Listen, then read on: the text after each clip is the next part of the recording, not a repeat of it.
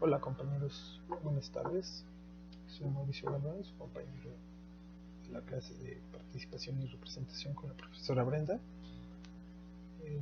El día de hoy les traigo mi exposición, eso que no hice en el semestre, pero pues alguien quiere un 10 y hay alguien que no lo quiere poner, entonces aquí estamos.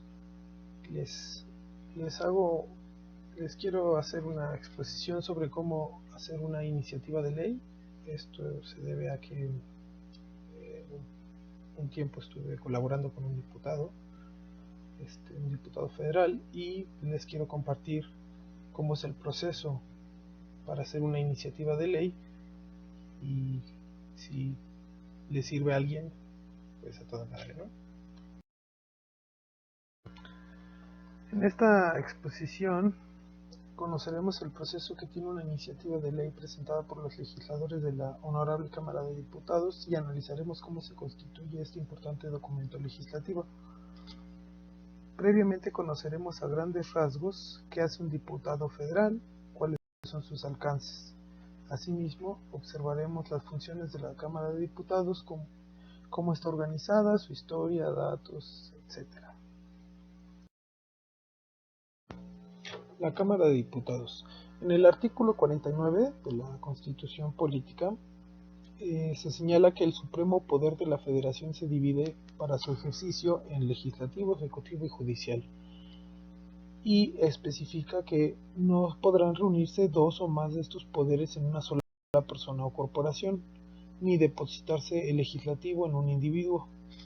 En ese sentido, se aclara que el poder legislativo se deposita en un Congreso General, que a su vez se dividirá en dos cámaras, una de diputados y la otra de senadores. Cabe señalar que la Cámara de Diputados se encuentra conformada por 500 legisladores, los cuales 300 son electos de forma directa, es decir, mayoría relativa, y se conocen como diputados uninominales, y 200 son electos mediante un sistema de listas regionales, representación proporcional, y son conocidos como los famosos diputados plurinominales. Los diputados son elegidos para un periodo de 3 años, con posibilidad de una reelección inmediata hasta por 4 periodos consecutivos. Para su elección, las curules uninominales representan directamente los 300 distritos federales. En cambio, los diputados plurinominales son representantes de las 5 circunscripciones en las que está dividido el país.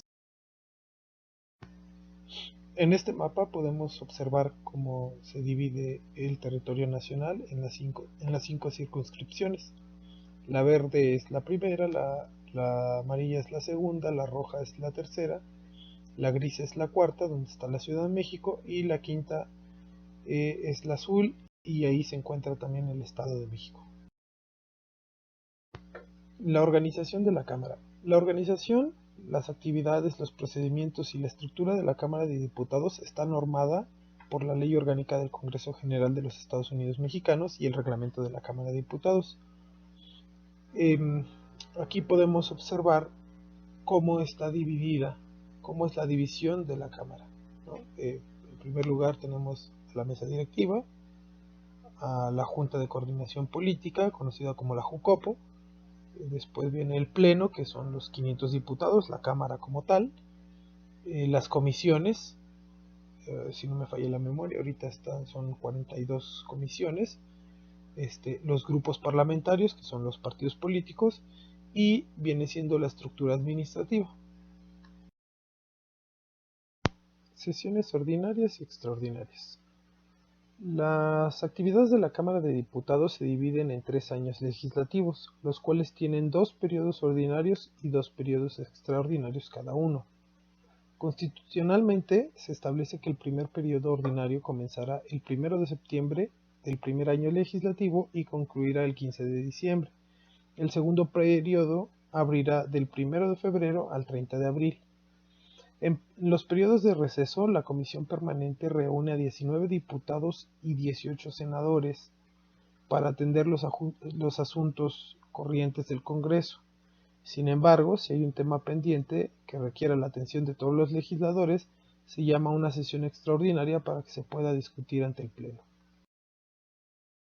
Los diputados. En el artículo 55 de la Constitución se señalan los requisitos que se requieren para ser diputados, entre los que destaco: 1. Ser ciudadano mexicano por nacimiento, tener 21 años, ser originario de la entidad federativa en que se haga la elección, no estar en servicio activo en el Ejército Federal y no tener ningún cargo público.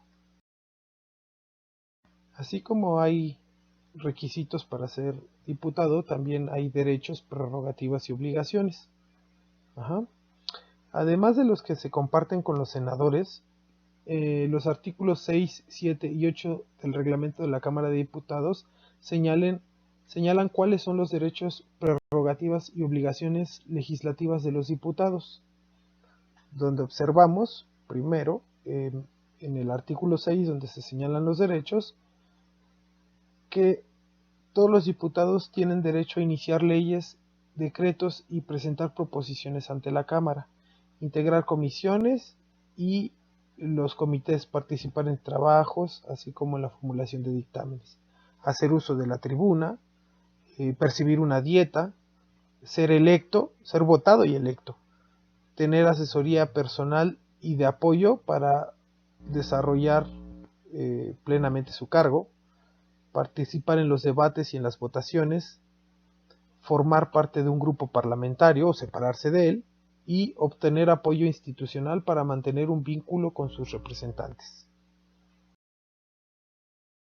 Igualmente, en el artículo 7 se enlistan las prerrogativas, que en este caso son dos: contar con los recursos humanos, materiales y financieros que les permitan desempeñar con eficacia y dignidad su cargo, y disponer de los servicios de comunicación, telemáticos y demás servicios con que cuente la Cámara para el desarrollo de su función.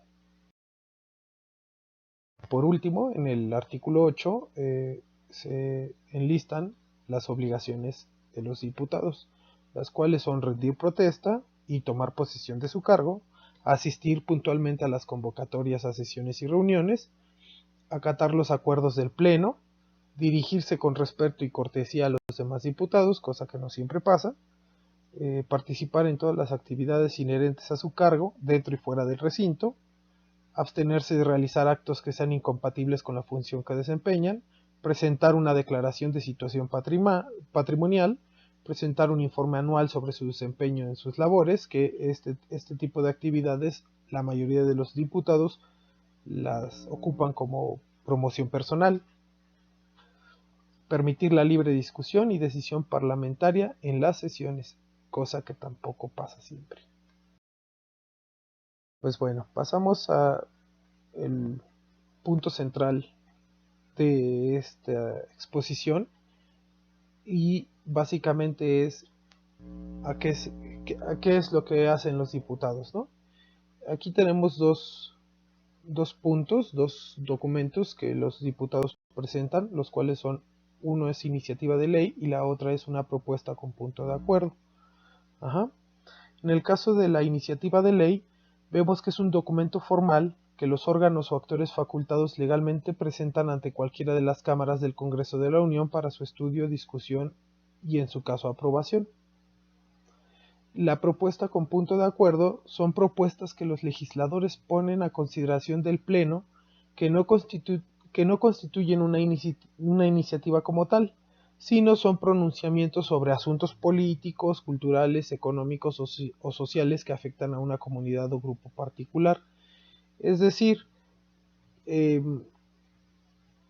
pues son temas fuera del alcance de un diputado, porque no tiene que ver con un tema legislativo.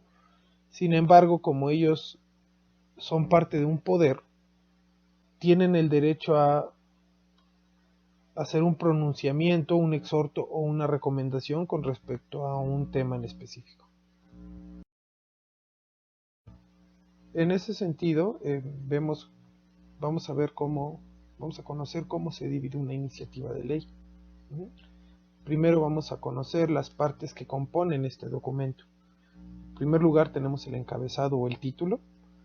En segundo lugar tenemos el nombre o los nombres de los promoventes. Recordemos que las iniciativas de ley pueden ser presentadas por uno o más diputados. 3. El fundamento legal. 4. La exposición de motivos, que es la parte de investigación que se hace. 5. Los ordenamientos a modificar. 6. El texto normativo propuesto. 7. La denominación del proyecto de ley o decreto. 8. Artículos transitorios. 9. Lugar y fecha. Y 10. Nombre y la firma del diputado.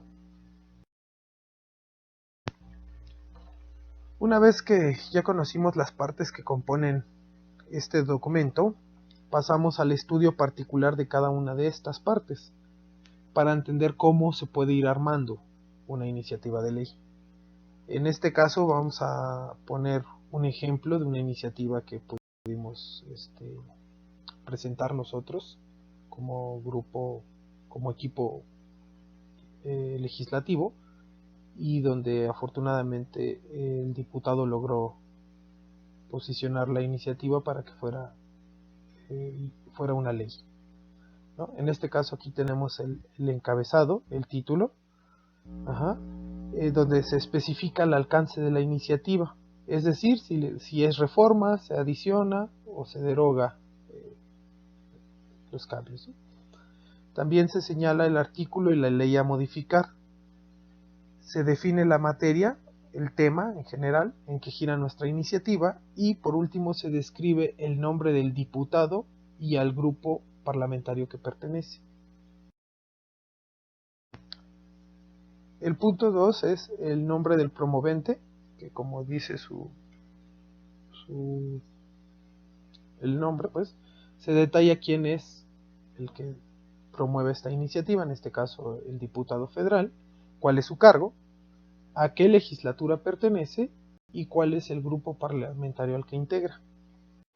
La tercera parte es el fundamento legal. Este es una de las partes más complicadas de armar desde un inicio. Evidentemente, como el fundamento legal no cambia, pues ya nada más es un copy-paste, ¿no? Pero armar un fundamento legal tiene su chiste. Hay que estar investigando diferentes leyes, diferentes reglamentos, la Constitución, para conocer los artículos en los que nos vamos a basar. En este fundamento legal tenemos que detallar todos los artículos que fundamentan el derecho para iniciar leyes o decretos, los artículos y las leyes, ¿no? En este caso podemos observar que dice: con fundamento en lo dispuesto en los artículos 71, fracción 2 y 72, inciso H, de la Constitución Política de los Estados Unidos, así como en los artículos 6, numeral 1, 77 y 78 del reglamento de la Cámara de Diputados, someto a consideración de esta soberanía, shalala, shalala.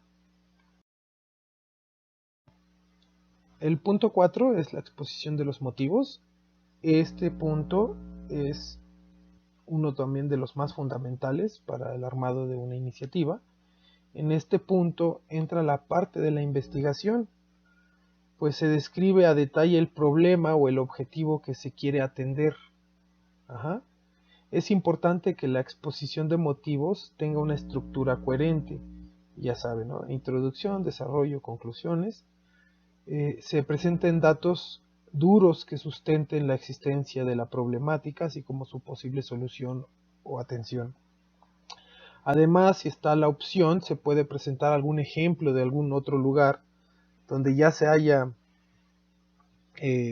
presentado alguna iniciativa similar y se puedan dar los resultados, ¿no? Por último, se dan conclusiones personales donde se pueden agregar mensajes políticos electorales, ¿no? No hay una extensión específica para la exposición de motivos, pero pues sí se recomienda que no se excedan de las 10 cuartillas. El punto 5 son los ordenamientos a modificar, donde se presenta una tabla comparativa donde se señalan los ordenamientos a modificar. Esto es de lo general a lo particular, es decir, una constitución, leyes, reglamentos, y de ahí títulos o libros, capítulos o secciones, artículos, párrafos, incisos, fracciones, apartados. El sexto punto va de la mano con el quinto, de hecho aquí lo podemos observar en nuestro ejemplo. Sigue siendo la tabla comparativa, sin embargo esta ya es la parte del lado derecho, donde nosotros vamos a proponer los cambios. Ajá.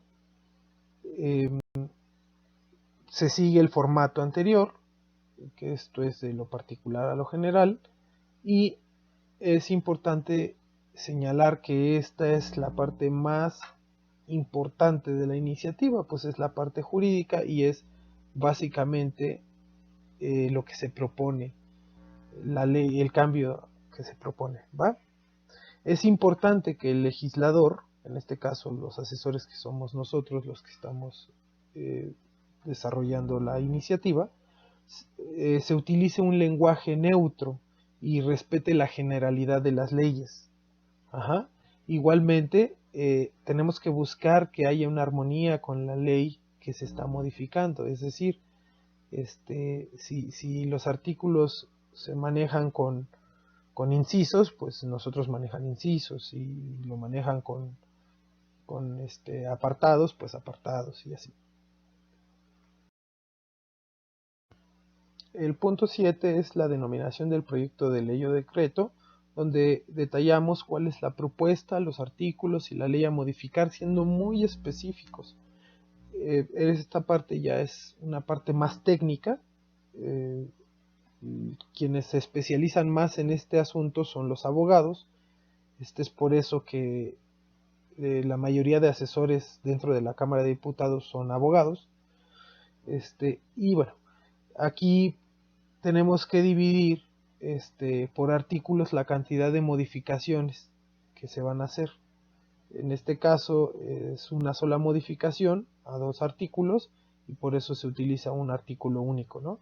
Pero hay muchas reformas que modifican muchos artículos de diferentes reglamentos, diferentes leyes, constitución, y entonces tenemos que ingresar un artículo por cada cambio propuesto. Igual siendo muy específicos en cada cambio que se hace. Ajá. Por último, se transcribe textualmente cómo quedaría el texto jurídico modificado. El siguiente punto son los artículos transitorios, donde se señalan y enumeran los cambios propuestos que van a ser transitorios, es decir, que no son fijos, que normalmente tienen referencia a alguna fecha. Ajá. Si no hay referentes a los cambios en la ley, se plasma el artículo único transitorio que hace referencia a la fecha de entrada en vigor de las propuestas presentadas en este documento. Por último, tenemos el punto 9 y el punto 10, que es básicamente el lugar y la fecha donde se firma la iniciativa, que en este caso tiene que ser Palacio Legislativo de San Lázaro. La fecha, esa fecha fue el 12 de octubre del 2020, y va acompañado del nombre del diputado y su firma. Una vez que conocemos cómo se divide y cómo se arma una iniciativa de ley, ahora sí vamos a conocer el proceso que tiene desde su creación hasta que es publicada en el Diario Oficial de la Federación por decreto presidencial. Ajá. Y bueno, aquí vemos en la diapositiva, podemos observar cómo es el paso a paso, ¿no? En este caso, lo primero es la presentación del problema o el objetivo a atender. Ajá. A partir de ahí se hace la elaboración de propuesta con proyecto de decreto, que es todo el documento que vimos. Una vez que se tiene elaborado, se presenta la propuesta por parte del diputado y del grupo parlamentario. Ajá.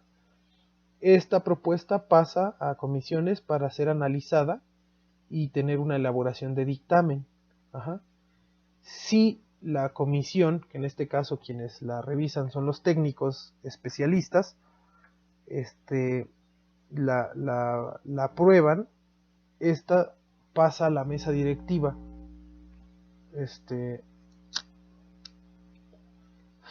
pasa a la mesa directiva y ahí es donde la mesa directiva de forma política decide qué iniciativas pasar y cuál no. Entra un poco el trabajo político del diputado para poder cabildear y evidentemente pues poder impulsar su propia iniciativa, ¿no? Una vez que la mesa directiva decide autorizar esta iniciativa, se presenta al pleno como dictamen porque ya fue analizada por las respectivas comisiones. El siguiente punto es que se discute y se vota, y si se vota a favor, entonces se envía al Senado como minuta para aprobar o hacerse observaciones. En este punto, el Senado igual la recibe en las comisiones respectivas, igual se les hace un análisis, se le elabora un dictamen, y si es positivo, pasa igual a el mismo procedimiento, pasa al pleno, se discute, se vota, y una vez que es aprobada en ambas cámaras, se envía al Ejecutivo como decreto. Ajá. El Ejecutivo recibe y analiza esta iniciativa y por último se publica en el Diario Oficial de la Federación.